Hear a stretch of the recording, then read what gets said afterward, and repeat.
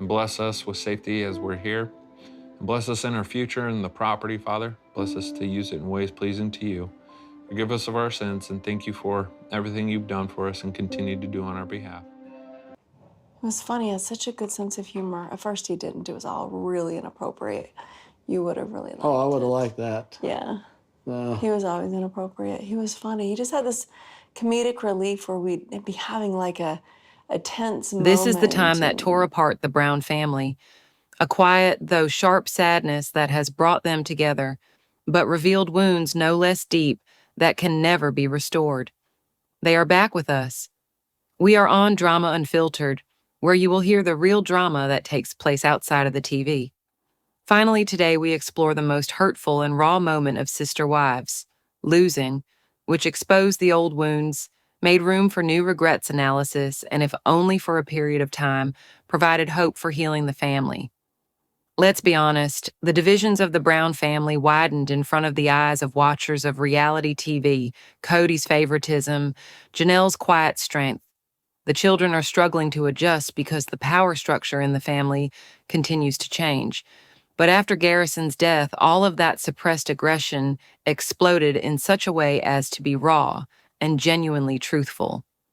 A warm prayer opens the show, not staged, not scripted, just grief, real soul-deep pain, and that's when you realize this is no longer a reality show, a family divided and now trying to come together one heartache at a time. Janelle, Garrison's mother, is stoic. She is emphatically silent, and here is where she is heard more than with tears.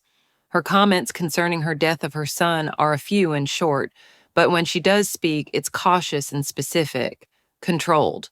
And then, like that, she completely collapses. Provoked because of a movie theater scene after which a father exits a coma to look for his son, she finally screams and cries. She loses it.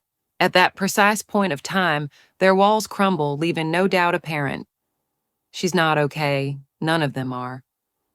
Reply, don't just be part of the show, know it for what it is. But it's not just Janelle. The view of the stoic parent, the frequent target of fan criticism, is different for the father who experiences emotional breakdowns.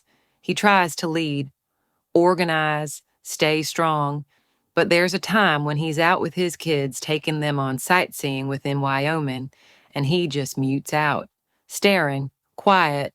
His voice shakes. This was a running joke in the family. Don't get another cat. Guess what? I got a cat. When the shelter revealed a dedicated cat adoption room named in his honor with $25,000 pouring from fans around the world, there weren't any dry eyes on screen. That, the memories, the life before, Garrison's death had its biggest emotional impact. In the cat room episode, the very first and only time, it seems like Cody seems human. And then we come to a plot that shocked the viewers into silence. The cat room. He loved his cats, Cathu, Patches, and Miss Buttons. It became a bucolic inside the house, laugh line for the Browns. Not another cat. Hang on, there's a cat. I got a cat. Immediately after the shelter's announcement of the $25,000 cat adopt room named after Garrison, brainchild of faithful fans from around the world, the entire room full of people was clearly shaken up and crying. That wasn't reality TV, that was real legacy. Even so, the reach far exceeded Garrison. This setback hit closest to the Browns' heart. Old fractures started bleeding again. Ex-wives of Cody, current shortcomings in former marriages are what they began contemplations on. The time they lost, the calls they didn't return, the signs they didn't catch. A very touching quote from Janelle gets to the point. I don't want him gone from my life, but I'm scared I will. She puts up photos, communes like his tree, Sedona midnight, their willow planted on his day. She's not certain what is the proper way of crying, so she is busy cleaning. She cooks. She invites people over. Because grief isn't neat, it's messy. Shared experience for Cody's family. Leave a comment. Was grief that brought this family closer or merely made it clear how far they were?